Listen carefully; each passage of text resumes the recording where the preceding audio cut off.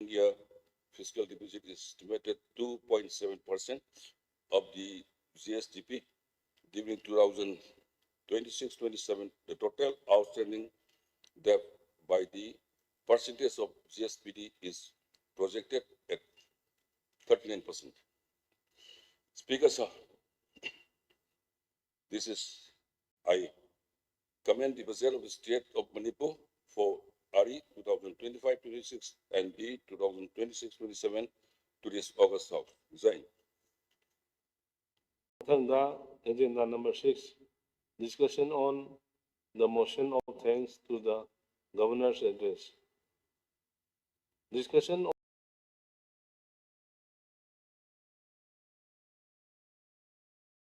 Thojong Govindas Singh and seconded by Honorable Minister Sri Losi Tikho on the 5th February.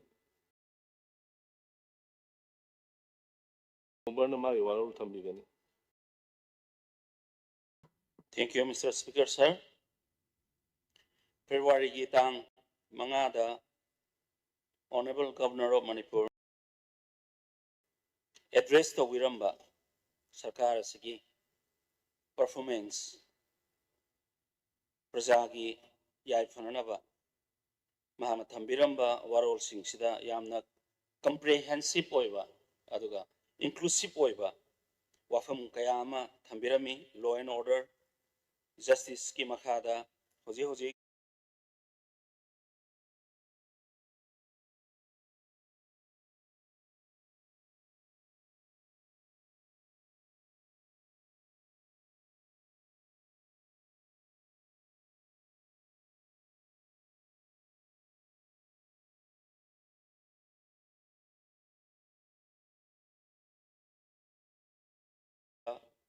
matamduda leramba law and order law of the land see in order leramba singado order lerna bahonaba order lehen bigi punam singado mahana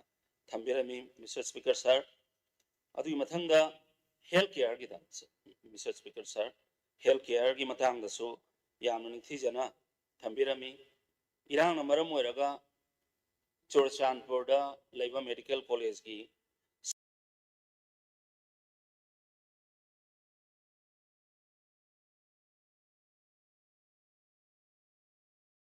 akoida Thambirami aduna tongan ba bibhag finance and planning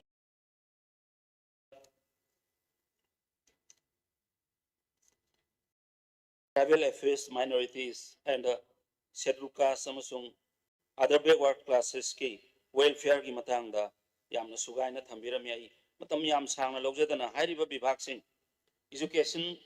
society amagi civilization gi backbone oiriba education gi matangda yamna sugaina amasung masi da nauna lakpa NEP 2020 National Education Policy gi matangda aduga akogi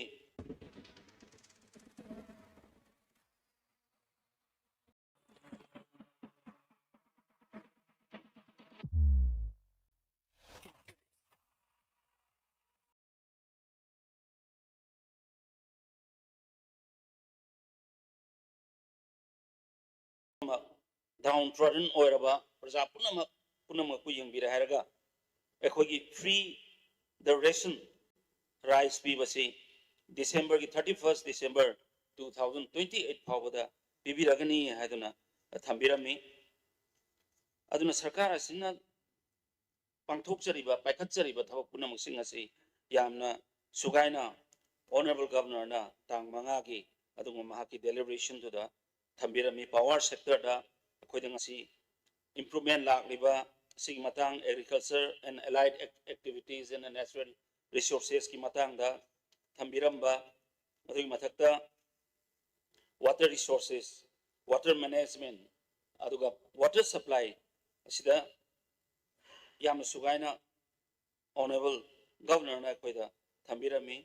adui mathakta works department na ngasi mak lambi matam kuina phalamdraba lambi kaya semkatna nabagi aduga lambi kaya semgiba national highway na singba masida department asina thengariba samasya punamak na singba singa desu loina ayamba Thambirami aduga kuina akhoi kaudna leiruraba haijabatai wabagai lamkhai tu sugnu lamkhai state highway na sing sida makoi ki paikhat ka do thabak sing sanction tawraba thabak sing kaya ama thambirami aduga working women hostels tara khak saba haibadi working women hostels tara saba se koi state sida di yamna hena asoba adugumba thabak ama paikhat pani haidunai adumaina thamjaningi adugi mathanga transport urban planning and development rural development ki matangda aduga social welfare ki matangda yamna sarkar sinna paikhatpa thabak punamag yam sugaina sarkar sinna paikhatpa thabak punamag yam sugaina thambirami haiduna I honorable speaker ki through the thamjage table da textile and commerce and industries ki matang da su akoi honorable governor na yamna sugaina akoi thambirami masida pradhan mantri employment guarantee program ki makhada akoi 2000 applications phangiba adugi manungda 1600 si bank link toba aduga 215 projects sanction already by the bank sanction tawre habina singmasu kaya ma thambirami aduga huji pipeline da 789 further applications sing se akoi under process le haiduna thambirami masina achoba unemployed oiraba educated youth singa achoba mateng ama bigani haibagi thajabasu mahaki asigumlaba bhasin asida thambirami tourism gi matangda yam sugaina thambirami akoi tongan ba festival kaya pangthok tuna akoi gi manipur asi tangdu laita ba hanjil le haiba takna nabagi damakta paikhat ki ba thabak thoram punamak thambirami duga akoi saktak liba sports ski matangda su honorable governor na mahaki tangmanga gi adugumlaba addresses aduda yamna sugaina thambirami aduda akoi imai oijariba arts and culture ki matangda su yamna sugaina thambirami masida panba yabada lai harauba si akoi sangit natak academy UNESCO ki through the makoi si nomination tawna ba du maina su thambirami haiduna takpirami relief and disaster management ki matangda information technology ki matangda aduga land resources ki matangda su yam sugaina thambirami haiduna thamjage cooperation amasung information and publicity information and publicity ki matangda su yamna sugaina thambirami haiduna thamjage aduga general administrative department ki matangda science and technology ki matangda koi de hoji anong kaya ama yakoi paikhalakku punamak sing adu thambirami aduna aina honorable member of this August House da I request of joining badi yamna matam sangna yamna pak chawa port ama yamna tasillaga comprehensive point tasilla haraga akoi sarkar asina tawjariba thabak punamak sing adu utpirabanina house asina akoi gi honorable governor na pibiram leba mahaki vasan asi soidana akoi gi yabigani support tawigani sarkar asibu lakadriba thabak thorom kayada koi sarkar asina thamoi sengna with sincerity and honesty toba ngamnanabagi adugumba support pibigani habagi thajabasi honorable Mr. Speaker ki sir ki through the house thamjari thank you mathangda motion of thanks ki seconder namagi warol thambigani.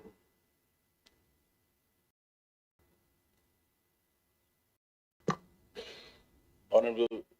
Speaker, sir, I second the move of the Honorable Minister address of the Governor on this day. Before I go to the details of the Governor's address, I would like to express my gratefulness to our Honorable Governor before the House that he has done so much for the restoration of peace in our state. It is because of his initiative and his dynamic leadership, he could bring a great change and brought this popular government restored to the state. He has done so much, and we must appreciate for what he has done for us. And we still expect that he'll continue to lead us and bring peace and development in our state. His government, the governor, has put all this important vision and commitment for his government. Just now, put out by the Honorable Senior Minister. I feel it is a very meticulously planned and presented before all of us, the Agos House. And with this, we will be able to do so much development in the current year of our government.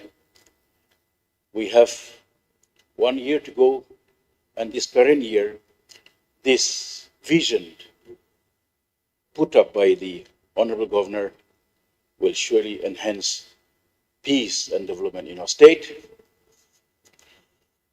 We, on 1st, 2nd, and 3rd of February, we were invited to Delhi and led by our Honorable Chief Minister. We met all the important leaders in Delhi, including Prime Minister, Home Minister, Finance Minister, Defense Minister, and many other important leaders in Delhi. We came to understand that the central leadership is so concerned for Manipur. We are so touched with the concern and love expressed to us by our leadership in Delhi. We came to understand that we have no dread of fun or anything else, but we have to perform here. And even to restore peace, the leadership in Delhi is happy with us. We have achieved some progress. Therefore, today I also, in support of the governor's address and his initiative, would like to appeal and invite to all the honorable members of the August House, cutting across the political parties. We all have to join hands to implement this vision. One cannot do alone. And the situation that we are going through, our state is going through, to restore peace and normalcy, it is required for all of us to join hands across the political parties and bring peace and development. It is the need of the hour. Therefore, we are fortunate to have a wonderful leadership, and we are blessed with so many things. But it's unfortunate that so many things, unwanted things happening in Manipur, in our state. Therefore, it is time for all of us to join hands and come together as one people and restore peace, normalcy, and also jointly take up the development process in our state. So with these few words, I once again, through the Honorable Speaker, I want to submit my appeal to our August House to support the Governor's address. Thank you. High-level discussion on Governor's address ka mari lainana, honorable members in the amendment notice observation pangjai, maram maduna honorable members in the specific points na khala tentak na ngami no nisin jari. Ahan bada honorable member Shri K. Megachandra Singh.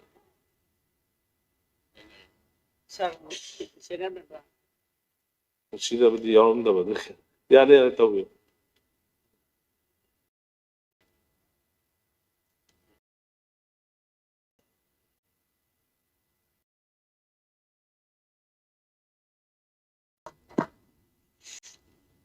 Kano to ba or no mali ay advance when ngarang nahanwe mane atay Delhi gi tay business tay yam kan kano to de so ay governor address city minute khado so participate to again ay di advance when ngarang nahan pisin jagim ne do honorable speaker gi da karigumba kanugumba to no we na ne khanje anyway Mr. Speaker, sir. ꯑꯩꯈꯣꯏ democracy ꯆꯠꯄ ꯂꯩꯄꯥꯛꯇ ꯆꯍꯤꯒꯤ ꯑꯣꯏꯅ ꯑꯩꯈꯣꯏ August ꯍꯥꯎꯁꯗꯩꯗ honourable ꯒꯚꯔꯅꯔꯅ ꯆꯍꯤ ꯑꯃꯒꯤ इहान हानबा session दा governor की address यहाँ तक आए हो तो मोह माया छोड़ना पड़ेगा। थोड़ा के देखा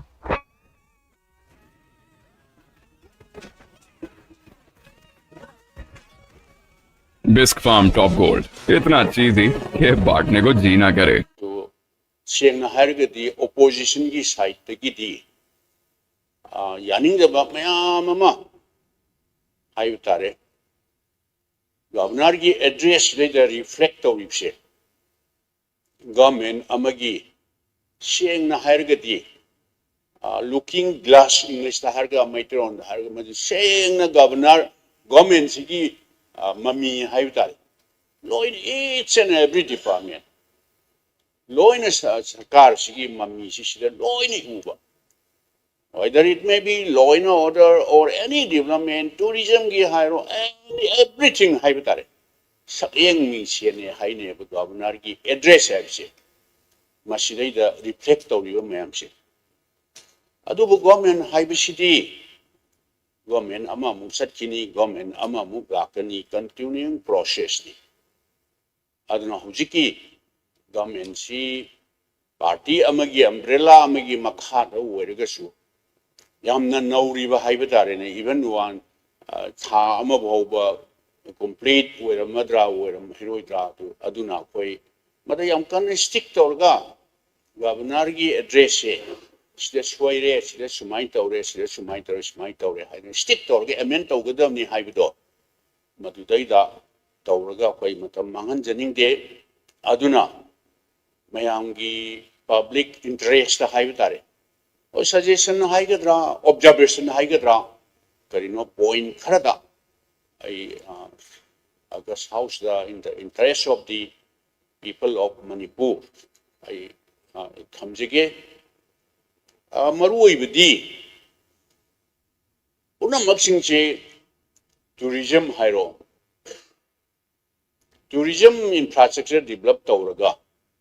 law and order phatragadi kanano sida Manipur da kwerkadoiba tourist lakadoi si kanano adudagi aikhoi mayam punamang khangnare madudi lairiba any government akhoi loina ba white color job akhoi loina pibanga moi haibsi loi khangne aduna akhoi sidaida startup oiba yai entrepreneurs na or industrialist mayamama mapandai laba industrialist oiba yai Manipur manungda lairiba entrepreneurs se encourage tawba yai madu tawrga mapandagi laga sidaida invest tawrga industries asoba major industry oiba yai minor industries oiba yai set up torga hoigi state sida chu income laksaba resource laitaba lejida state si resource lakadoba adu sida laga Manipur da no industry set up tawbudi lairna hana tawrumba industry hoba aina tabdi chumbra chumda kamde loina baksien gre hai loina ayam basien gre hai industry masa tauram basing se even masa gi plot phoban loina yon thoga aduga low khiba inou no na lai khiba mi do adudagi rented ta lairaga tha amagi pochai ga thamaga any moment at the back in the baggage book hogal ga sien khiba ya ba adugi phibam da si hoba yauna masi krai dalla ino law ino order sinane lam nai thiba haiba tariko 2023 ki 3rd May da thokriba thodok to kanam ta chu thoninga moyemlo adu that is most unfortunate in the history of Manipur masi history da dum ile ho dom ne masiya अफबगीसु फतबगीसु इतिहास है हौगिबगी थौदोक वाथोक ma'am इतिहास मधु तुंगदा हौरकदोरिबा मैमना खनन नैना हौगदो अदुना कोई government सिदा याम कन्ना blame तौबा अमम तौबगी वा नचदे अइना suggestion तौजनिंग बसे लॉ एंड ऑर्डर सी सिदैदा इहान हानबदा law and order and justice delivery hai masi law and order city ngasai aina amuk hanjinjar patar bada hai batai huge central paramilitary force yamama speak khaba stage da more than 272 companies of central paramilitary force masi di tatagi natieba Kanai CRPF, BSF, of course, Assam Rifle Gumbadi border guard Tobagi, money and Masigumba, Mayam Singsi, Tauraga, Sida civil administration, Act over Lakba Habitat. Besides our state key forces labor, state key issue, I know converted Tongan ba, IRB, MR, police, command, Yam Pulaga, between 60 to 70,000 lemon. Adi Hanamatama Mamada compelled to the Logiba around BDF 10,000 Musulam Doma. Home guard Sumayam Lam Doma, Masipunta Lagati, big crevice state Chidati, Mayam si, and I am Nayama Mania, but 272 Masi companies of central forces, Mayamama deployed to BBC, Tangai Padana. Tawdaba yadana law and order si maintain tawba yanaba migi life and property protect tawba city this purely संविधान पीवा state की purview da leiba state government की law and order maintain tawba दुगा migi public property protect tawba hai बिस्ती कोई constitution ना पीवा state सी की कैनोनी है मसीदा आइना कैनो तवजनिंग बसी yang kanna su honabiri state government sinasu force state force adugo central force issue darkar di woi adubu akhoi gi markta laibak thiba thodok tu dagi ngasi phauda laikriba mistrust haiba tari akhoi markta thajana da base aidi kano tawbugi wana taba amaga thajana ba haibase confidence hana aidi build up tawba amaga any community talk about Todok to that Maytaiga, Ukiga Hibatari. Mashi Hogibedo, Hogibeduda, Amukinsinga, Madeda to Kati, and Nanga Tobuni, Ina Tobuni, do you want to let us forget and forgive it? Amaga Tazana Bahibase, later the central force, and I am not Penotorga Swab. Adubaina Yana Nungsijava Mana. Some internally displaced person IDP namayam hainaba relief camp singshi chatlubada Sursanpur dagi lakpa maitai sing wairo or Moria dagi lakpa wairo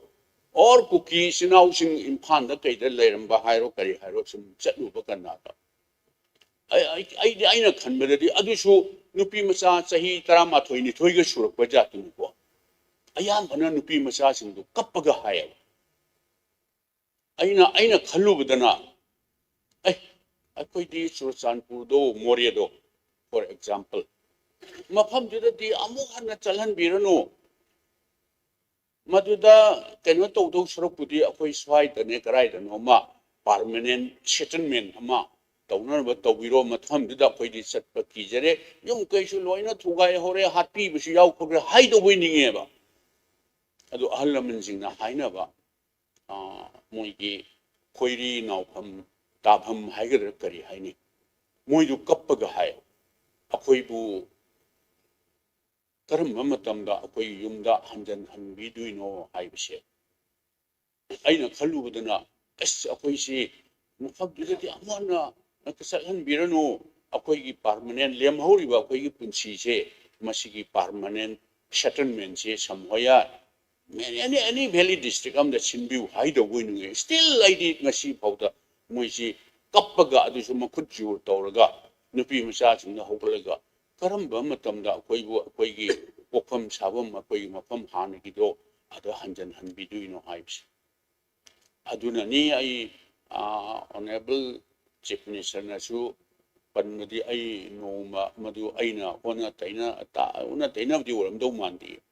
mayam IDP singna kaptana mamita tari base lemna mangal loy na haibra kanu amudi haipet pankhiba maduna sumba targa de that is really appreciate mayam IDP sing leiba relief camp da leiba mayam gi pungning thaugat piba ai madu sarkar da kanu tawai wanate madu ai ayamna appreciate tawjani mayam ni hana khangbire relief camp haibase natural calamities haibitare like earthquake kumba ising isao flooded tawba kumba kai guma tawda hapta amaga numit tarani ga relief camp da leibasi as kari haruni mayam jingja du akoi di raibuk chiba haigadra ba haigadra relief camp sidi jikri sahi ani hena ahumbu phajila kadore adu masi akoi mayam changna akoi gi site gi so akoi karimo khangjedra chu karimo ngamdrga chu at least moral support the way to Taujaraga, Laiva, Nova government, Sinasu, Ayam Kana, Honorable Deputy CM, Diko, Saibhoi Hoisian, Portland District, Amaga Sian, Hona Biba, do Madu, Yamna, Akoidasu, Yamna, Kanutawi, Yamna Nuaije, Panasu, Kanutobiri, Adu, Aina, Tajizabadi, Aina, Haijari, Sini, Aduna, Akwe, Mashi, law and order, Sidaitani aina hana emphasis pigeon ingibisi. Law in order she properly maintained Tauraba Kandada. Justice delivery she Taurama Tamdida. Move the confidence build up Torkaneva. SCD mission Mikai Naide, communal way Amaga. These mountains have taught me resilience and compassion. The Fujifilm mobile healthcare van with mobile blood chemistry technology is transforming remote and public health access and care. The waterless procedures with high accuracy and results under 6 minutes is giving assurance to many that we are always with them. Delhi the Salaga Rural Development Panchayati Raj Minister Sri Sawanji Unadana Noi internally displaced persons into gate Mayumakai Sanava 5,000 houses Hybrakano Aduki cannot tell me Adu Shidachu Yawe Yawudi Shidachu Yawe Adubu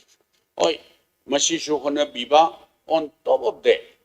Masidi Sumnagi Panchayat area da Karida Yumama Saba Matamda temporary Karigi workers ID Masidi ID Pishan Winnie Hybase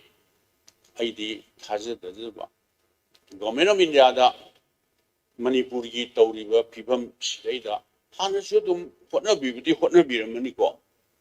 So I showed an idea Hotna Biraman and Kaleva. Han Bada number of missing person Haivitari Ujik Pauda Mangiva Mim the Halaktrabase Hat Krabazala. Natraga price of Krabzano missing person, she Masiki number say. I did government that the Massi a certain toll money numbers in money and I did Kanje. I think like Tina, she have a Kangushina, they are no 300, 200, 250. Massi Sarkana so Hydokraba, Hybetari. 10 lakhs again, she have a single. Hydokraba. Adigi lehori ba imong din so kitang warga so moida kano to ba sakar sidi haidokradi moi commitment sidi kano to diena haiba humanitarian ground da compensate to budo madugi shigraba kambudo madugi du loina pibi graba pibi draba aduga kano to kiba kambu sing missing person sing do aduna singdana kayano tampaktana kayano Matusu ID government da ꯑꯩꯗꯤ ꯁꯣꯏꯅ ꯃꯗꯨꯒꯤ ꯔꯦꯀꯣꯔꯗꯁꯤ ꯂꯩꯔꯝꯃꯅꯤꯅ ꯈꯜꯂꯦꯕ ꯃꯗꯨ ꯂꯩꯔꯕ꯭ꯔꯥ ꯂꯩꯇ꯭ꯔꯕ꯭ꯔꯥ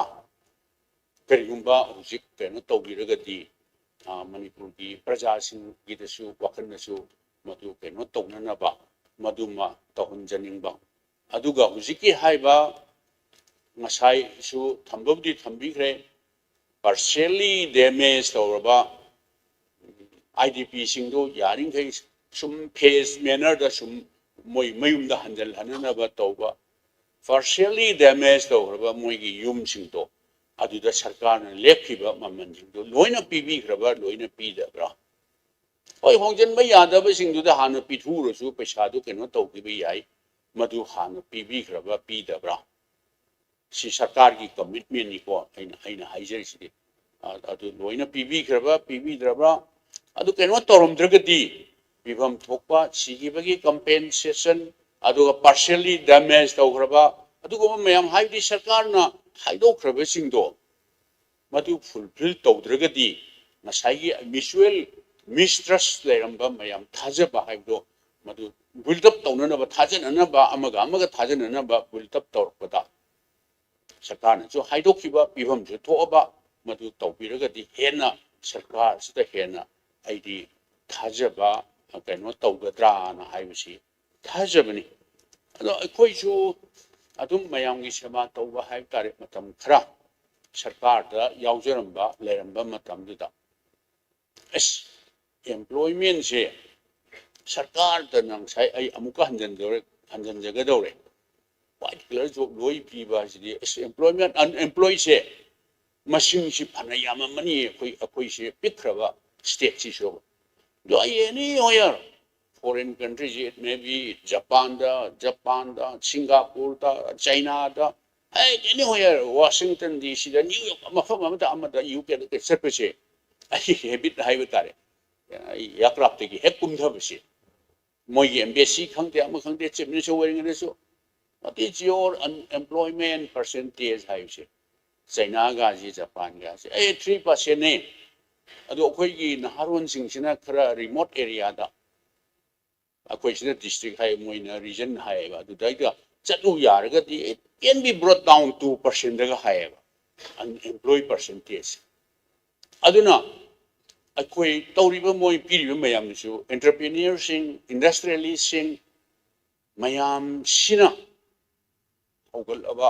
industry ꯍꯧꯒꯠꯂꯕ ꯃꯇꯝꯗ ꯏꯁꯥꯅ ꯊꯕꯛ ꯊꯤꯕꯒꯤ ꯃꯍꯨꯠꯇ ꯏꯁꯥꯅ ꯊꯕꯛ ꯄꯤꯕ ꯍꯥꯏꯕꯗꯣ ꯑꯗꯣꯝꯗ ꯂꯥꯛꯑꯀꯥꯟꯗ ꯉꯁꯥꯏ ꯑꯩꯗꯤ honorable member Ram ꯃꯨꯏꯚꯥꯅ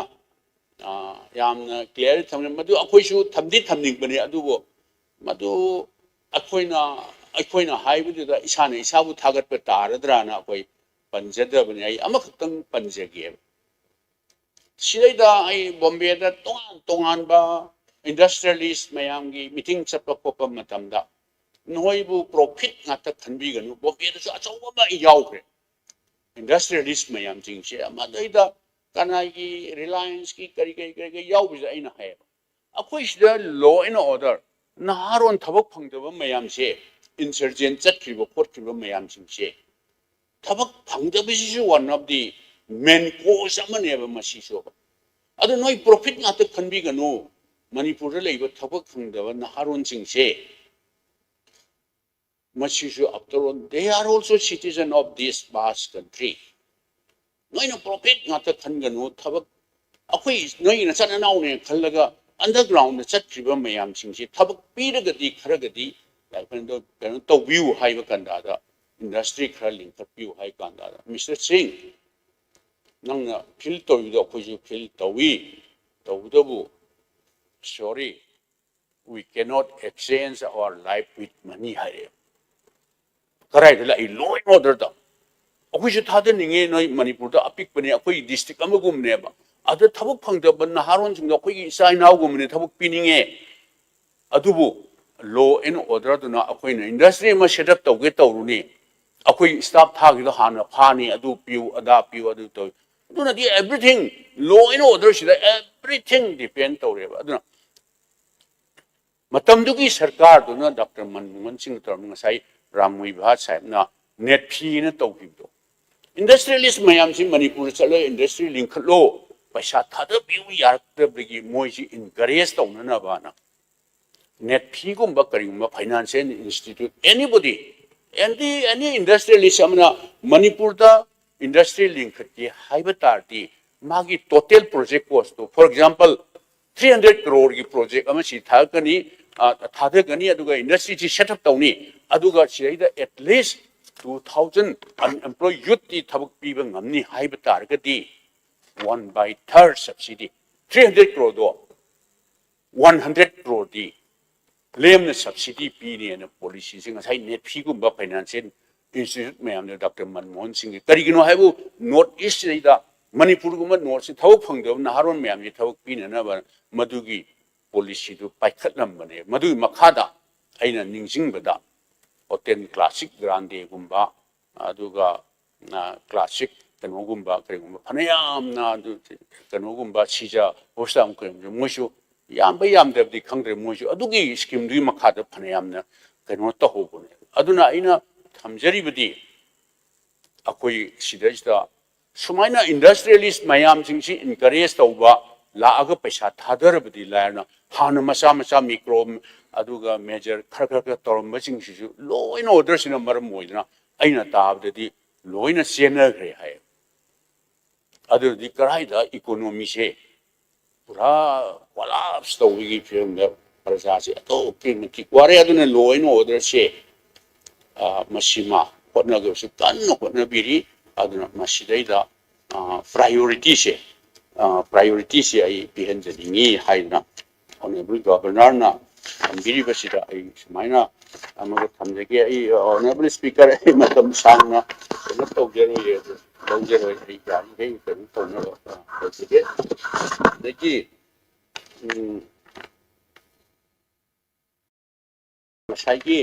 IDP सिंगदो ID मसी पारू कांदा लोइन ऑर्डर की सिदा पारू कांदा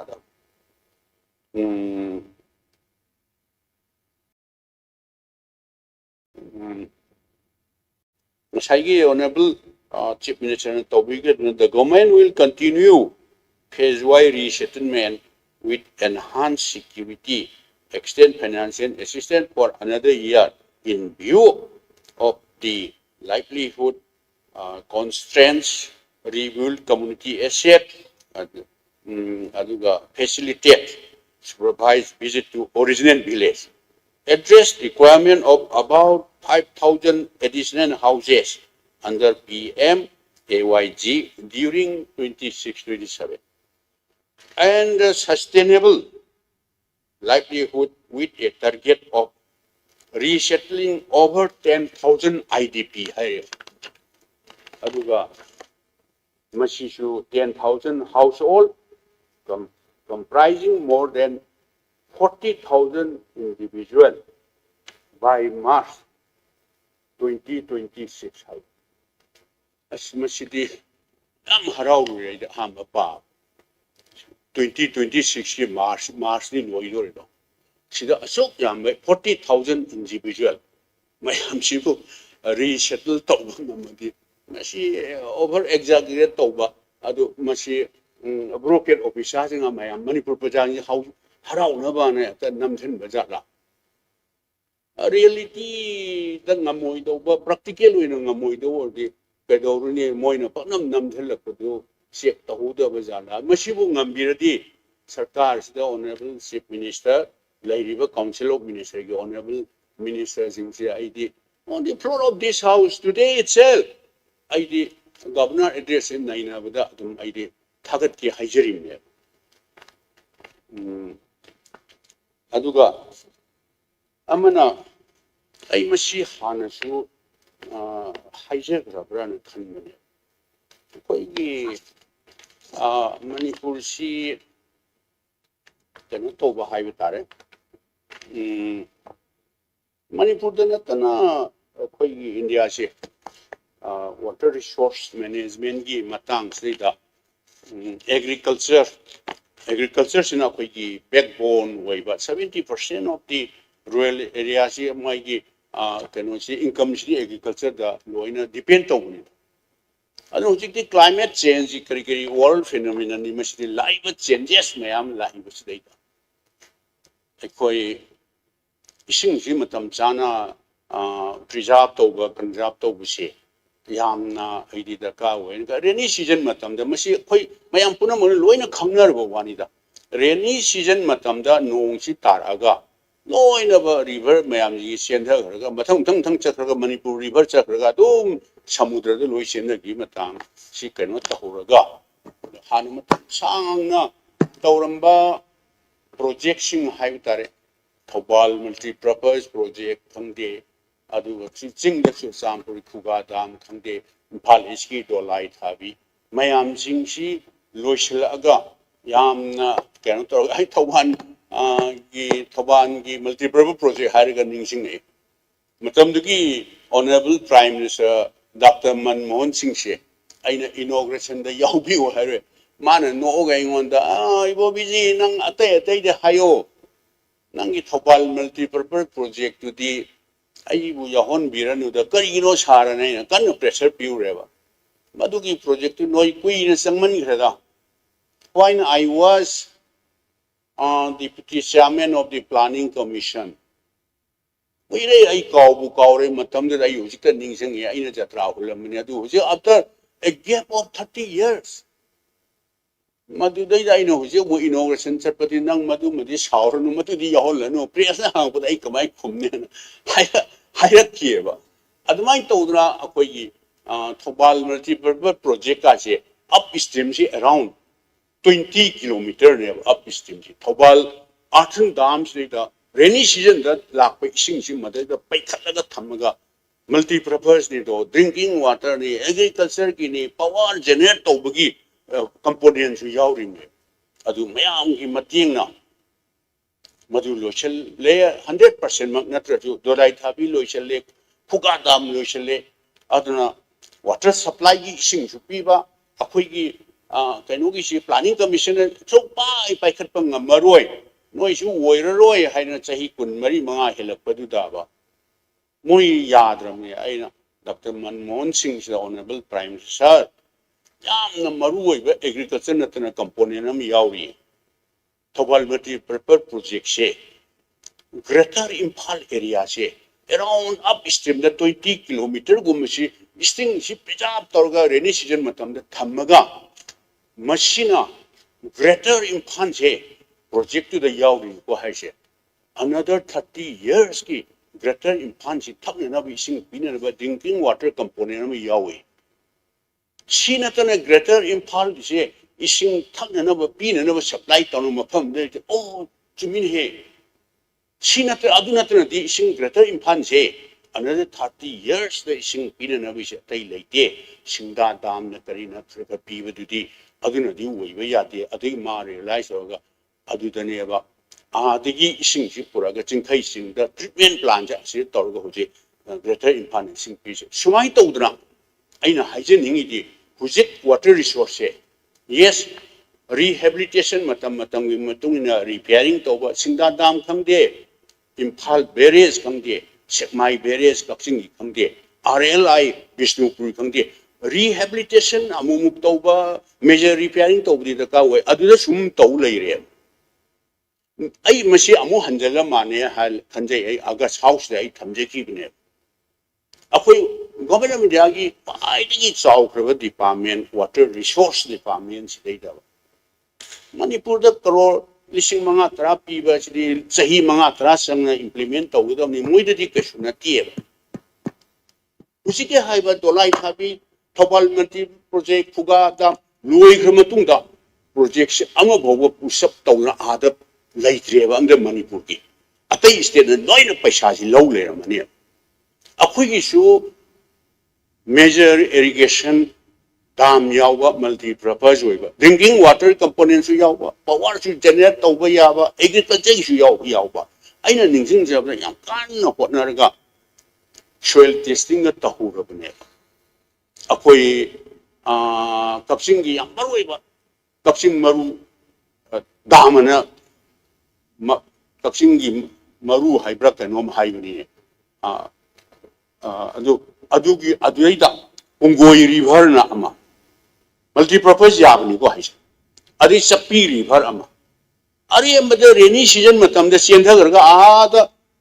ada sentha ko samudra da sentha ki do ising do. The path hamaga singi sinau singi su krai da ising pi ba yai krai da thakna na ba pi ba yai adu paki pit thaba lam si da su tana ba masi ai je pu phata ba di na ta Manipur dagi major irrigation project amna tharak ta fi phareda Maharashtra gumba UP gumba Bihar gumba kari gumba somda sina thoge na tau le mani ai hang jo hai je gramni masi ai honorable chief minister anong bis ai no ai masi water resource department gi department mayam si torga akhui si pedorga ilhorga project ano ama ni dang di akhui su low na ba taw si aduna tra di atop station adum low ne adum low ngani adum pirang ngani adum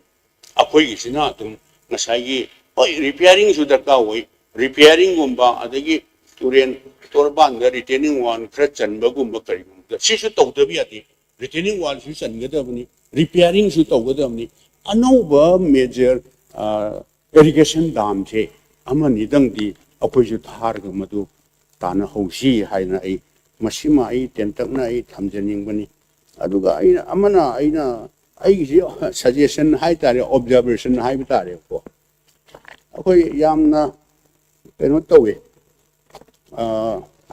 hanjan panna akoi di masi ikai mu ikai re da masi na da di opposition se hainingai leitra bra hairakane akoi gi local body sing se panchayat urban gi municipal corporation municipal masi election matam chana tawda kari marung ino for what reason kari no election tawdi singi autonomous district council masi election tawda sina thousands of crore maram di 15 finance commission now it has entered to 16 finance commission award local body jo function tawda di pasa pd ba government of india hanu su 500 600 crore hena mang re hujik su amu tawda basina COVID na mo harkali COVID entire world sinina UP Bengal Bihar karam bai state amta thasu local body COVID na maram moina election tawgi da ne adu kaino har ko yai akoi di district ano basem basina kaino demarcation gi adu delimitation ne thama changngai ka su leite na delimitation na thama changngai singi da su ka su leite ba tawgi haiba government ki determination commitment lairagati aidi masi yengaga sarkar na kari convenient inconvenient laibano adudi ai khangjadre si tahudabasina yamna mangjare adagi amana honorable cm jo dum mate khara akoi gi rural development panchayati raj masi paibiram banina adum idea full idea leibiram gani na khalle akoi urban area hai tare paisa asauba senpham ama government of india na pb na akoi sin nong yam ta ba mafam lambi jing se kaino tawdana shohor hai tare ko 7 assembly segment greater imphal area adu aina tabdi sing de su sing district headquarters sing tu yawi hai cement concreting road se masi yam phare masi paikhat pi basi yam phare adu bu whereas rural area panchayat map area sing adagi maruina singda PMGSY ki connectivity unconnected village amaga connection tawgudabse migina PMGSY phase 1 2 no in entire country siglo phase 3 bho loina phase 4 changchale akhoi gina phase 3 do matam chana paisa center na pirapa paisa aduga state matching sia do madu utilization service to matam chana pi ho da bra kaino khoi no ji phase 3 se tender tawraga ji phawa tender do hangdana kro changa cha tu amasu manga dawrena tae tender di tawraga amuksu keno tawya da madu kangbu khram na hai contractor khram na pot ta case toksela paini hai ade kangbu khram na hai state government na center na pirakpa central share plus state matching shado matam chana thadok pidadna utilization certificate matam chana pihudadna masi mangalabani na hayadu akhoi gi manipur gi laibak thiba situation se under honorable CM na mapanda Delhi da chalu da unabi rokda masi chu yamna maru oiba concern oiba akhoi state chief resource leijadabani na masida involve tawgado paisa ji yameba adu mithakta no masu aina ningsing jabada masigi PMGSY se chingi area da di thabak amada crore 30 haibdi akhoi gi shore da di rural area da shore da di yaudre rural area da valley da di lambi amna kilometer mari manga ga sangba kilometer anihum sangchi crore manga truk ta di phai saumne singda di ukhul ga chidi PMGSY lambi amada nearly 100 crore ta bisi aidi yawe na tai sigumba resource leijada bisi matam chana center na thadok center na crore chani thadwe khalese crore chani sidi 10% ama khoin state na puthok ta de 180 de moi thadok ka 20 de ma hapto matam chana UCPR paisa du lahor ga 100 crore du lawdra ga di akhoi resource leijada ne masi ju amatta lawda ba male masina करायदा अकोई की mummy आपने ये साड़ी ये वाली photo में भी पहनी है और सेम ये वाली फोटो में भी आपने सब में सेम रूरल एरिया दा आइसे शहर अदुगा रूरल एरिया सिंग खाइबी वन से देखो सिदा तौगिरिसु याम फरे सीमेंट कंक्रीट से वंस मशीना चाहिए अनदर मिनिमम 20-30 years दे आइदी सेटलनी ने खाली मशीसु याम फबा अमनेबा likewise at the rural area the chingi area the PMGSY se mashi masu kano to widra ga de haibde koi resource leijadaba state se sida sarkar na di yeng bigani priority si kano toroga aina ningsing jabudu so ai mashi noma ai sumai tawki तोलोक की पैसा करके अरे बड़ी सोच तरोगा तोलोक की पैसा P दे या तोलोक गुम्बा पेंशन गुम्बा लॉ एंड ऑर्डर मेंटेन तो थाउ लेन पैसा दी लोई का थोगा सेंट्रल टैक्स ट्रांसफर अखोई की रिसोर्स कनान हाइदो कनुगो न हायरगा पैसा बैलेंस कर ले एसी पैसा सिदी ठेकेदार की करके तो बिल इथोखरदी कनागो मखरदी कानर मैया अदु मसीदी कमाई तौनी रोटेशन ने कोई पैसा लौगो ngamba ऑफिसर मंगा तरुक कौरगा हेड ऑफ डिपार्टमेंट कौर हंग कांदा आई निंगसिंग मनी को मतम जगी चिप इंजान अखोई पैसा कितंग लई नोई मिंगो दे हाइदो कनो नोई पैसा पुरक ngमगद्रा मतम दुगी चिप इंजीनियर दो मदुना सार आइंगोन द 63 crore पीवी बेतारगदी within 1 week another 200 crore पुरकी हाय मार एदंग छोइरंग ngमगद्रा ngमनी टिकट का उरोगा आफ्टरनून दुदा फाइनेंस कमिश्नर हायरगा यूटिलाइजेशन सर्टिफिकेट तो हुजुम पी हो न तो पी सखरगा विदिन 10 days दा अनदर 200 crore पुरेबा अदो अकोइना नंगी पैसानी नंग 100 crore मदि नंग चेक इजरो 100 अमदि थाम खयम कुनि द सिनगी हायरगा अदुमाइ तौन लैतमनिना अकोइना मैनेज तौजेबा आई केनोनी को हाइसे फाइनेंशियल मैनेजमेंट सु ओइरे अदुगि मथक्ता सेंटर दगी लौगदो मयाम से सिगुम्बा मयामसी कनो तहुतदन तौबा मयामसिंगसी आई सजेशन ऑब्जर्वेशन नि अदो मसैदा याम कान हेता स्टिक तौद्रा सी अमेन तौगदमनि सी तौगदमनि हायरगदी इट्स एन एवरी डिपा आई ngसाइ हाइजगिबदुने सी अखोइ लोइन उइ डिपार्टमेंट मयामसिंगसी दगी इसाम चंबदा आइसी गवर्नमेंट दा कनो तौबै वानतेको नहान नंत याम इमोशनल ओइबा हाइबा तारिने मणिपुरी लैंग्वेज से क्लासिकल लैंग्वेज यावदो सिदगी प्रपोजल स्टेट गवर्नमेंट दगी प्रपोजल थाद्रगदी क्राइ गवर्नमेंट ऑफ इंडिया न क्राइ खनबददी सिदगी प्रपोजल चली चती दि येंबियो आइन हंगबा कानादि प्रपोजल सिदगी बो थारमद्रे अदो खोइ मसेन खक्तदा सिददा नाउ लाउनादन लै अनि दा सिदिया चौबा कंट्री निना मतम चा चाना UCP बा मतम चाना ताना बा कोई हाइफम थोपा सिदगी state tagi proposal se matam chana tharaga ada haibada aidi government of India na no haiba yaroi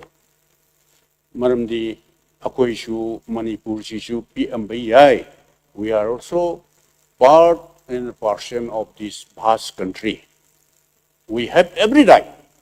Akoi share labor moi da akoi na ni ga lo ga dong na tie ba to da bo akoi na ai isa do ti hauna singaga isa na isa gi thau di to ba tai to isa gi thau to da na mingon da sum blame to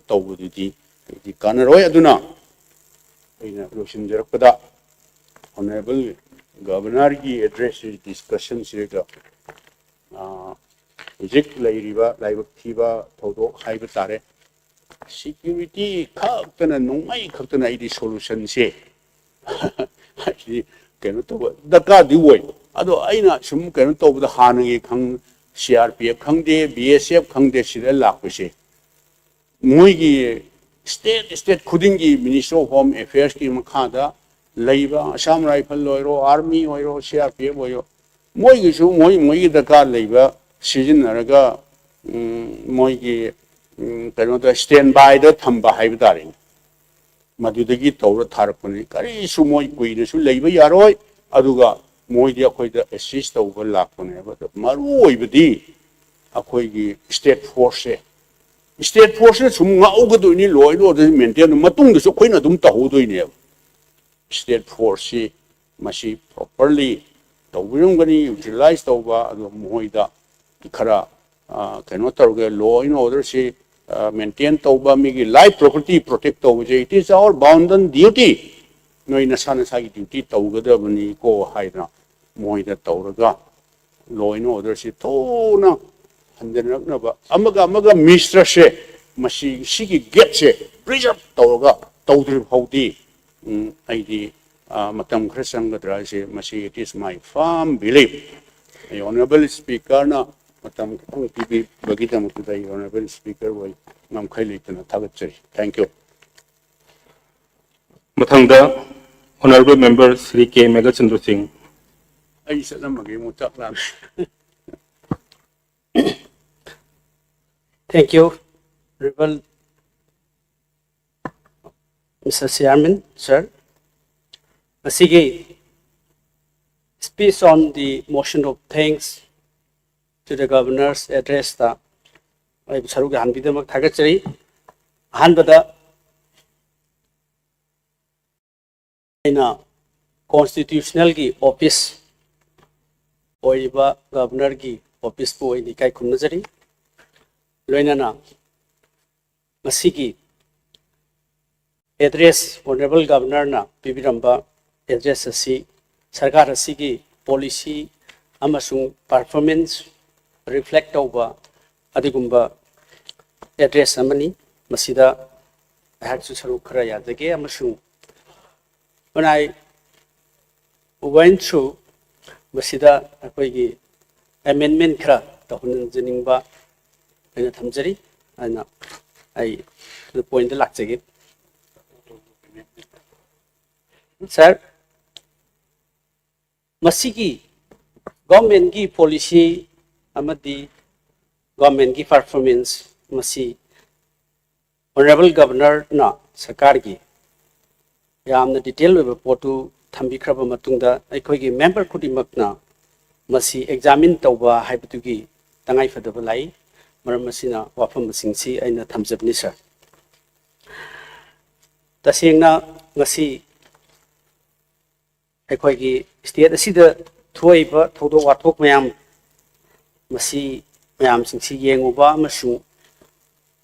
honorable governor na PB khiba address adugati ground da lagi basiga aduki matik taiwan rakhre it's become a different story aduna maramor kanda ngasigi law and order Tongan department Yankai Maya around 48 departments the Paikaliba government gi Paikaliba Tabok Miam Singasi Taiwan of the ground that we Maramasina sir Masigi Ladiba Prajagi welfare law and order the question of life in the properties of the people of Manipur loinana masigi uriba mayam sing asidadi aduki matik taiwan kre sir ngasi law and order gi matangda honorable governor na thambi khibasida tasengna yamna praja singi awaba mayam sing ground leiba reality masigi leiba mayam sing si urubada as a member yamna nuaitaba phawi sir honorable governor ki man PG-based masigi address asida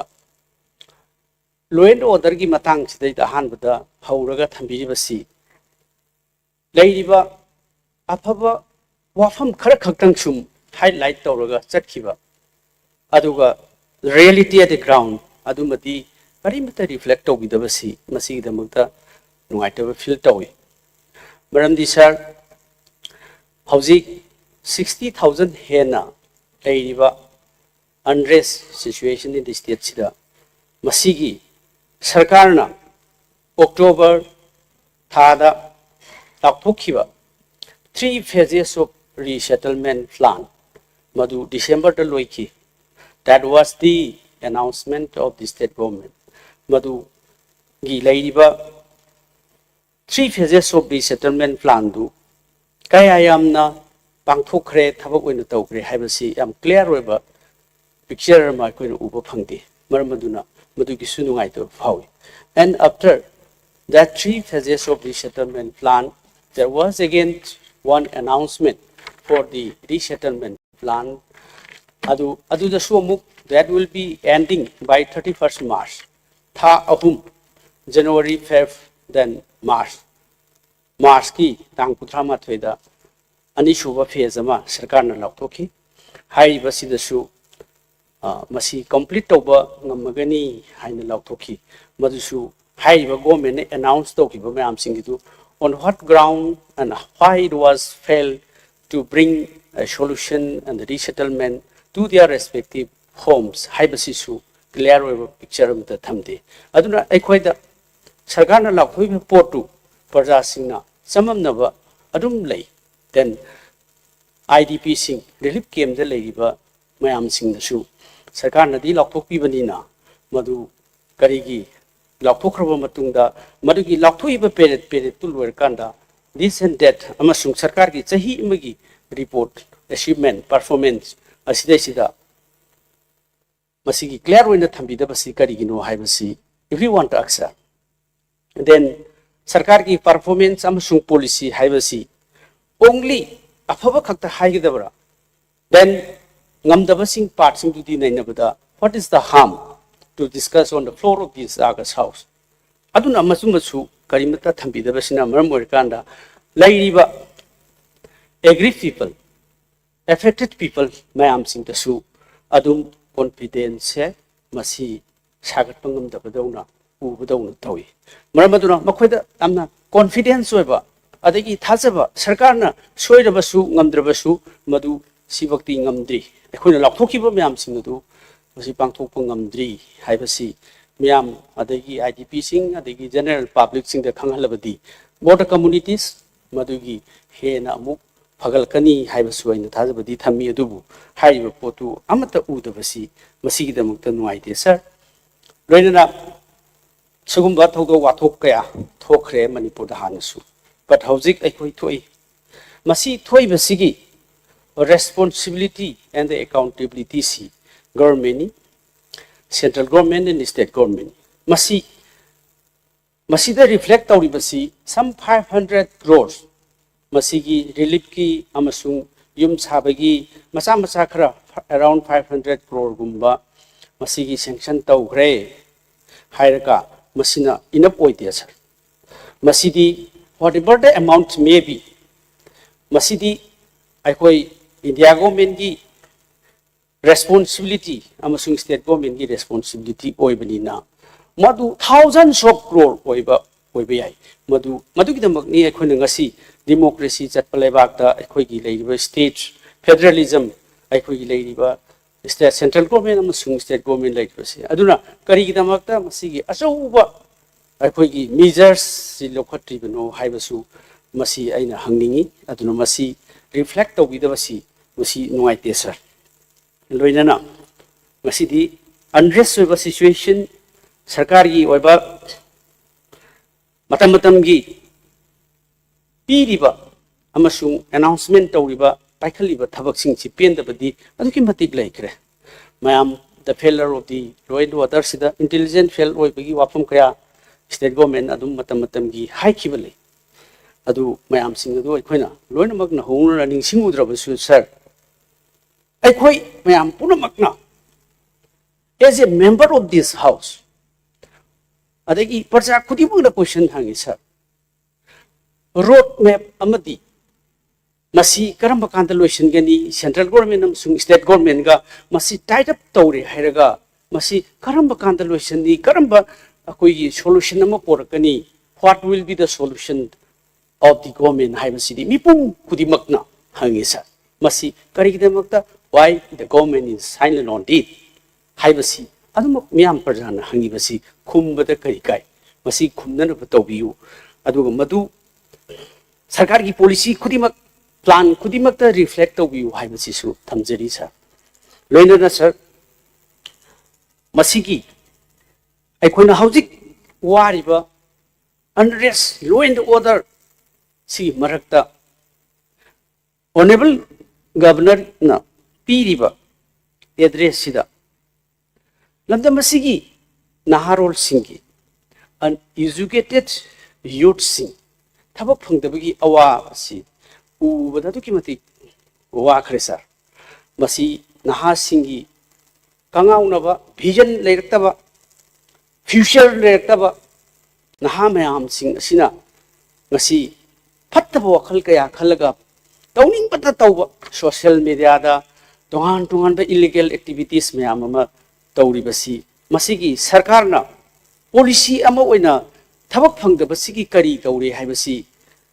saw khraba point 158 सरकार की policy honourable governor की speech 158 असिदा अमत उदे sir नहासिंग दमकता अखोई की थबक पिननबगी policy programme सिदा लेरे अशोबो package अमा central government अमसुंग state government का tied up तौरकांदा पिरनी हाइबसी 158 point सिगी governor की ऑनरेबल गवर्नर की स्पीच असिदा अनएम्प्लॉयमेंट दी पंदी पल्ली अदुगा काइथोक्तबा vision leitaba sanction leitaba unemployment solution sibu kari haina kaugadege sir unemployment solution ki damaktadi asobo package ama changi asobo scope ama changi asobo industry sing entrepreneur maya ma semgot padu madugi scope tu di ipan pandana adumak chatkibasi masigi paaba matamda nuaite sir aduna unemployment gi naha singi thabak pangnana bi damakta asoba Assam pina nabi damakta naharol singda masi Manipur ki situation then thabak phangdabagi leiba tanda sida masi emen macha ama tawbiraga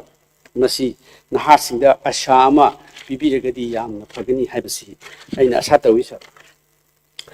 loina sir masidi myam punamakna khangi praja singna khangi ekhon khangi inflation thui masigi inflation haibasidi artificial inflation ni in India sir Manipur is the highest masi oi atop state sing the sir under 5% say 3% 4% 5% 5 is the maximum in different states of India but in Manipur it is 10% inflation sir atuna masigi asumba masigi Manipur ki padrasi wari base kari ki damakta governor ki honorable governor ki address sin pan bidri beno masi palhanjaningi masi solution ma porakna na bi damakta sarkar ki policy wariba governor ki address sarkar ki achievement sing asida sida masigi target leba mission leba adigumba porama masigi inflation thoiba Manipur ki artificial inflation masi thoiba khushiem gi inflation thoiba sisu hapa kanda ngasi handana nabagi hotnabagi sarkar gi madugi planning ado udabase masi fil tawi nungaite sir loina na sir ngasi सरकार की policy दा तपना तपना फगलपदी ओइसनु sir फजु फगलई अदुगा अखोई की लेइबा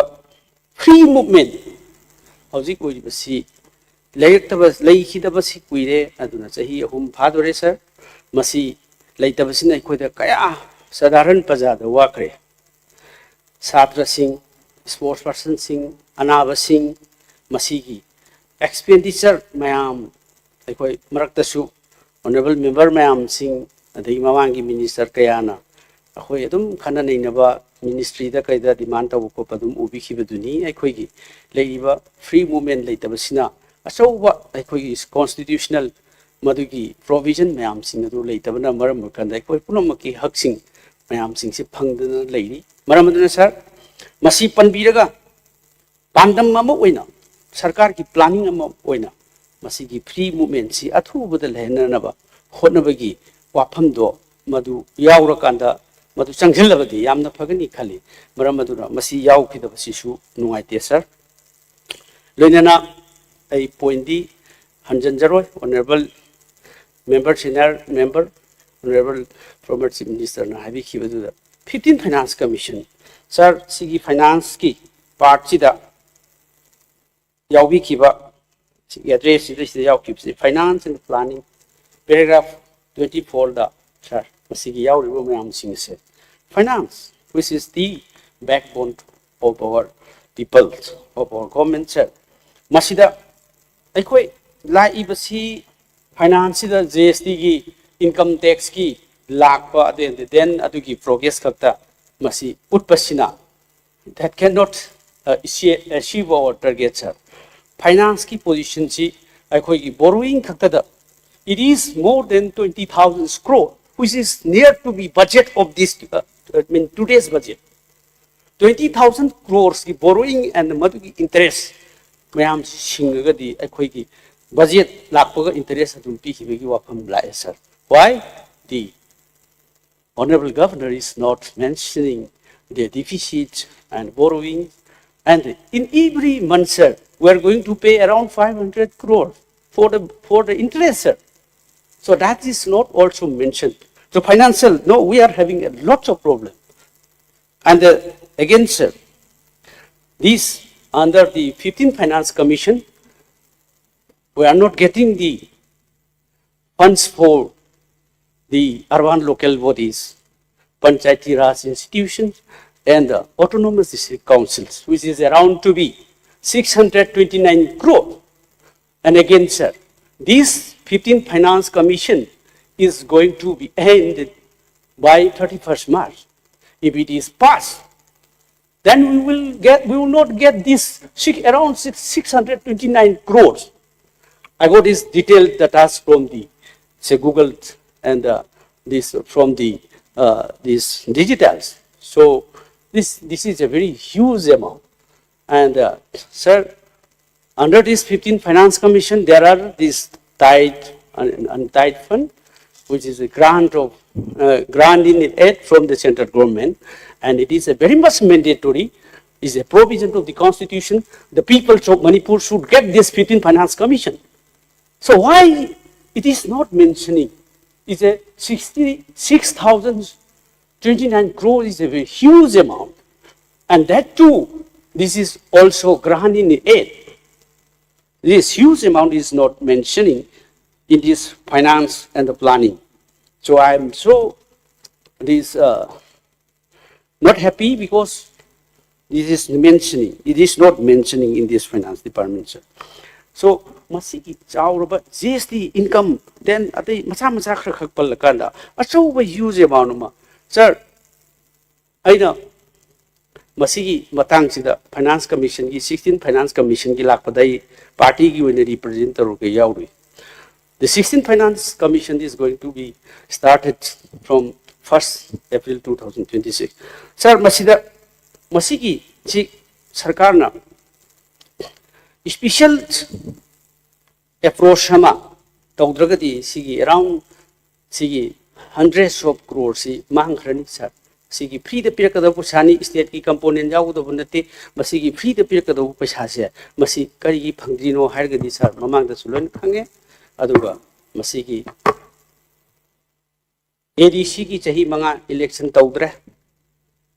अदगी municipality की और urban local body की चाही मरी हेन वोट तौद्रे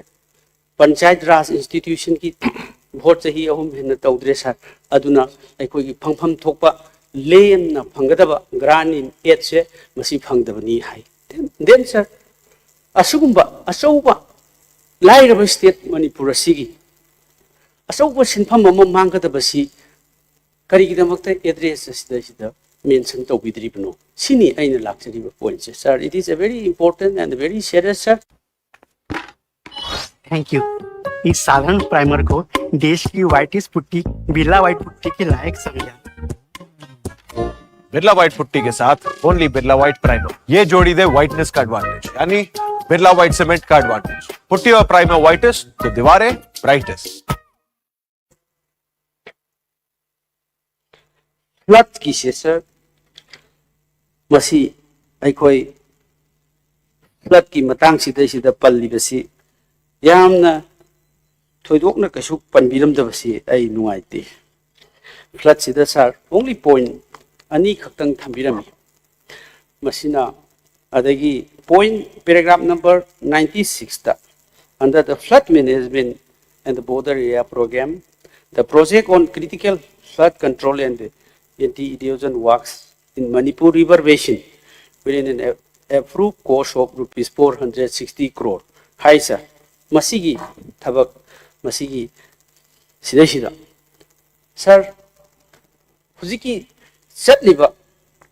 2025 की चटखिबा सिगी चाही सिदा मणिपुर दा अहुमलक इसिंग चाउकी मसिगी फेलर से मसी करी की पनपिदबन मसिगी चाही अमदबु अखोइगी Manipur including the some part of hill area मसिगी वैली एरिया सिदा मसिगी पैसा काइथोकना मसिगी चाही मद अहुम फ्लड्स की डैमेज लेहनबसी करीगिनो हाइबसी मसी पनबिदे मसीदा कया याम मांगरे सर इरांग न सोखलब Manipur असिदा इसिंग अहुमलक चावगी अवाब ngasi phawde yum semba ngamduna lei masigi compensation si thangnaba state tadi thousands of crore package have been given to Assam and why not in Manipur asigi chahibada ahumlak solba parjasing kayam waram patage adagi yum thungiba nga gi ising pon thungiba low sokhiba mayam sing adugumba damage mayam sing it was not mentioned in the address of the honorable governor. So I am not happy, sir, because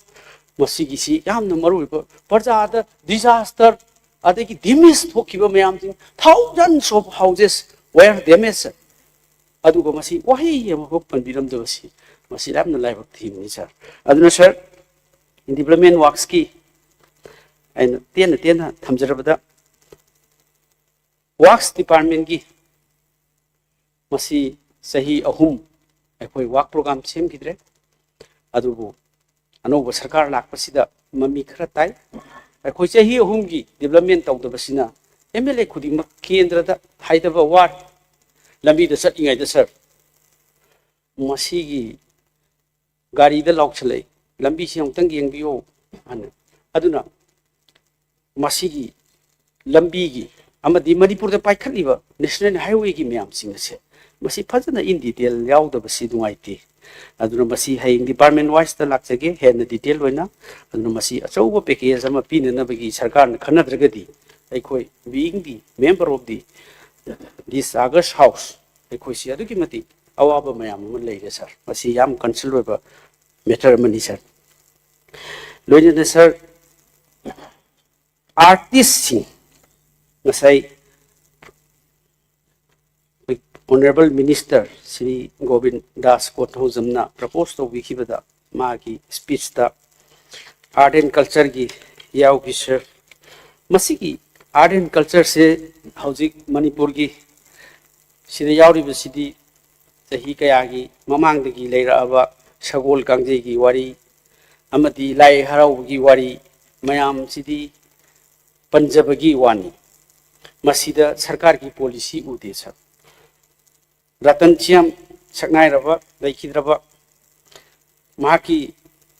Laiba King of Theatre, even the government of Indiana, Mahaki international Akoigi Afauba Maestro, King of Theatre ni. Even the government of India, the Prime Minister of India, Magi condolence messages for Tambikidi. Aduga, Masidi, Kanagumba state amada Gies Amana Lapadona, Nganga, Sagol Kangjagi, Lai Haraubugi, Wapam Kra, Tamba, Dona Tamba New Sar City. Masidi government gi policy, Hana Lajarabaki, traditional Lady Mayam Singadu, reflect of the Kranganguni. Government gi policy as a package, as a development, Mayam, UNESCO, Sangit Natak Academy, Adugi nominate Tokibigi Wadi, Masidi. It is not that the people, the artists of Manipur wants. Masidi, Hozik, artists in the Wadi was in cities her. Adugi Matik Wagre, Irangi Wabani, Sentungi Pipamgi Wabani, then Hozik, Langpam Zapam live in the Theoduna, so packaging the Widana, Tabak Panganabigi program, Kaya, Sinbiba, Adugumayam sing a dunia, Queen Pamzer of the Marmdi, because it is the reflection of the government. It is the government which is going to implement, which is going to solve for the artists. Adna sir, Masi, Laiba Pose, Masidi, only just powder tabani, Haini Kalisar, Aduna, Muramaduna sir, Masi, Akui artist singisu, Masi Fazana, Masigi Pasaka Topina Planzi, Hui budget, Laiba Sidi, the happy of Winikali, Pablo Jedri, and Masi. Mamang the honorable governor na Piki Basita Karimte Yaudi, just art and culture. Adegi then Akwigi Hanegis culture se Pazai Amasung Masi Yam Idiasi Wepung Haktani, Hive City. Guess Amana, sober VIP guess a mamani Purlaga, High the Bani, and Han Kali, and Masi, mental Kanda, Pesha, section Tabak Manipurgi Nahasing, Adi artist in Tawpinava, Adugumbo from Piada Tamjaningi. And I arrive with this, sir. Nasi, Equina Pamsari with this, sir. Development ki program, Ladiva, Masida initiative with Sakarna. Adagi, Masida Tambiriva policy mayam sing a se. Masi, see the documents the Nati Equina Pamsapati. The people of Manipur want, sir. I quite high river development program, I am sing a say, Masi, Parza, common Parza, Mayam the Yoga. Maduni, Pamsarivati, sir. Arroyveda, sir, Santi Gidama, Loyana, Justice, Development, Adagi, Mipum Kudimaki, Parza, Mipum Kudimaki, Lives, Nakpa, Sakar Sina, Madugi, Policy. Adegi performance mayam singado utpiyu haiduna and Tamjari. Thank you, sir, honorable speaker, sir, for giving me opportunity to deliver some points on the speech on the motion of thanks of the governor said this. Thank you, sir, once again. Honorable members, Magi amendment sing observation sing Tambika Honorable Chief Minister Lesim Tambian. Honorable Speaker, sir, Governor, the address I'm kind of the discussion to Muzafani. And anyway, Levaki Panabuni Kalagandai can also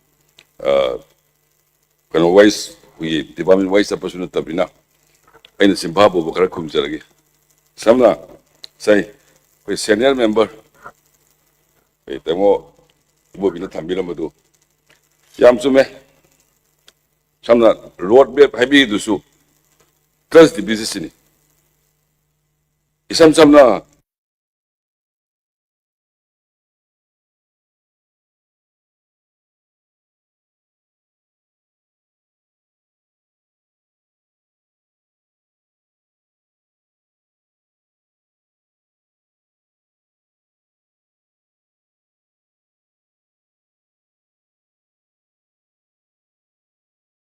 so I study honorable members so kitang understand of you this is a very sensitive issue.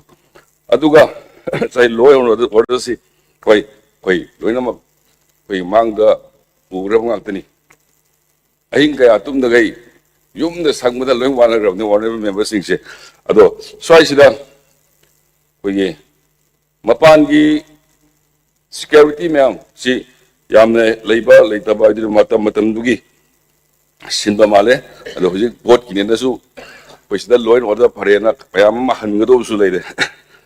ꯑꯗꯨꯒ ꯑꯩꯅ ꯉꯁꯥꯏ ꯑꯩꯈꯣꯏ honourable senior member ꯇꯥꯏꯃꯣꯏ ꯕꯣꯕꯤꯅ ꯊꯝꯕꯤꯔꯝꯕꯗ PMJSYꯒꯤꯁꯤ ꯌꯥꯝꯅ serious ꯑꯣꯏꯅ concern ꯇꯧꯕꯤꯔꯝꯃꯤ ꯃꯔꯝꯗꯤ rural ꯔꯣꯗꯁꯤꯡꯁꯤꯅ ꯃꯔꯨꯑꯣꯏꯅ ꯆꯤꯡꯗ 70%ꯒꯤ ꯃꯊꯛꯇ ꯌꯥꯎꯕꯅꯤꯅ ꯃꯔꯨꯑꯣꯏꯅ ꯆꯤꯡꯗ 70%ꯒꯤ ꯃꯊꯛꯇ ꯌꯥꯎꯕꯅꯤꯅ ꯃꯁꯤꯒꯤ ꯌꯥꯝ ꯀꯟꯁꯔꯟ ꯑꯣꯏꯅ ꯊꯝꯕꯤꯔꯝꯕꯗꯨ ꯑꯩ ꯁꯨꯃꯥꯏꯅ ꯊꯝꯖꯒꯦ PMJSY 1, 2, 3 ꯑꯍꯨꯝ ꯁꯤ 1ꯒ 2ꯒ ꯁꯤ ꯏꯟꯗꯤꯌꯥꯒꯤ ꯁ꯭ꯇꯦꯠ ꯈꯨꯗꯤꯡꯃꯛꯇ ꯀꯛꯈ꯭ꯔꯦ ꯑꯗꯨꯕꯨ ꯍꯟꯗꯛꯀꯤ ꯑꯩꯈꯣꯏꯅ Honorable Deputy CM ꯑꯅꯤꯒ ꯆꯠꯆꯕꯗꯨꯗ ꯁꯤ ꯂꯩꯔꯤꯕ ꯏꯔꯥꯡꯁꯤꯅ ꯃꯔꯝ ꯑꯣꯏꯔꯀꯥꯟꯗ ꯃꯇꯝꯗꯨꯒꯤ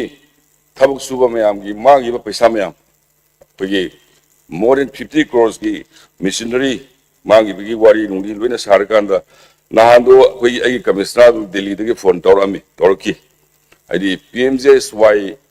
दु गवर्नमेंट यूनियन गवर्नमेंट एक्सेप्ट तौरेना आइदी कक्तरेन so maybe around 430 crores अदुगी sanction लेननी आइदो मै थमजगे अदु कक्तरे अदुगा PMJSY 3 सी ओय केस नुंग तौनबा अखोई इशू करी आइनी केस से तौनी हाइदारेने अदुगी थेंगदब कोतब लेबगा टेक्निकल इशू खरा लेबगा करिगा PMJSY 3 सी क उरबनी अदो हुजिक खोइदा थाजबा PDC union cabinet फंबदा पुथुगा मदु sanction तौरगे hi अदोसु I ककदो मानरेन थमजगे अदुगा करुगे ngасai sum thambirambada yamna sensitive issue haijabadai pagi classical language pagi recommend torumde haina haibadu hoji dum expert committee na prepare tori at the same time hanagi lenamba classical language duga hoji की union government की अनोबा notification तो इसीगा कितना खेना बकोना बोले बगे यहाँ पर न study तौजरी नहीं घुमजरगे The Motorola 870 Fusion just outshines phones in its segment. Solid all-rounder smartphone. The world's first 50-megapixel Sony Litia 710 camera with Moto AI is outstanding. It delivers ultra-clear low-light shots with accurate colors, plus stunning 4K videos from all lenses in any light, point, and shoot. Photos and videos will be perfect. It has this all-new fabric finish design and accented colors. Give it a premium, luxurious feel. Massive 7000 mAh battery, which is very impressive. 7.99 mm slim. On the front is India's only 144Hz 1.5K true color quad curve display. और performance के लिए Snapdragon 7S Gen 4. Truly the perfect camera focused all-rounder in its segment, and under 25K this is a steal deal. Hello, Moto. matam khar changasu yamna improvement di ama leibai malen khanjai phaminaba yaramdaba phaminaba yare adegi thengnaba lambi chatpada khara hana gumna kiba khotpa khara handarakpa then recently Chorchanpur dagi paite pachama koi singjamai dagi meitei nupi lobani mai nupi duga maga manembo khoiramni lai then I use the Sukwelami. I don't know, I quite may puna responsibility. See, quite puna take a minute dragadi, not by only government circle, but only thing of Siarway, quite may am take a minute in the Kanjaraganda. Sagi, we get senior members who we see she looked over the Hapsalo, not just observation high, but honorable members who. Why not have it my dog in a suggestion? May I do we not to Century Haraga? See, passed over request of the Honorable Minister and Assembly Tambiklabanina, motion see adopt on number of the House Nayaviravga. House Nayaviravnina, the motion that the members of Manipur Legislative Assembly assembled in the session are deeply grateful to the Governor for the address which he has been pleased to deliver to the House on the 5th February 2026 as he adopted today. Ngasigidi makata ba agenda laitrabnina house asi hayeng ayuki pung 13 phawa adjourn tawjare.